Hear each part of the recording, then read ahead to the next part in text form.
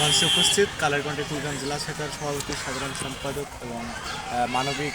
সদস্যবৃন্দু কালেরকণ্ঠে এবং দর্শক সারিতে উপস্থিত আমার কালেরকণ্ঠের আমার সহযোগী এবং মানবতার সেবায় যারা আত্মনিয়োগ করেছে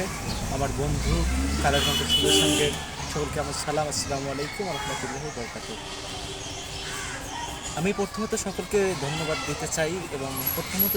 মহান আল্লাহ পাককে ধন্যবাদ দেই, কারণ মহান আল্লাহ পাক আজ আমাকে এই দিনটাতে বাঁচিয়ে রেখেছেন এবং মানুষের জন্য কাজ করার জন্য, যারা মানুষের জন্য কাজ করে তাদেরকে নিয়ে একটা আয়োজন করার তৌফিক দান করছে এবং মহান আল্লাহ পাককে ধন্যবাদ এবং কৃতজ্ঞতা। এরপরে আমি কৃতজ্ঞতা প্রকাশ করছি আমার সঙ্গে যারা সহযোদ্ধা আছেন, কালেরকণ্ঠের শুভ সঙ্গে যারা মানবতার জন্য কাজ করেন, আমাদের বন্ধুদের সকলকে আমার সকলের প্রতি আমি কৃতজ্ঞতা প্রকাশ করছি। তো আপনারা যদি এভাবে আমার পাশে থাকেন, আমি আশা করি কালেরকণ্ঠের শুভ সঙ্গে উপজেলা শাখা একদিন দেশ সেরা কালেরকণ্ঠের কমিটি হব। আমি কত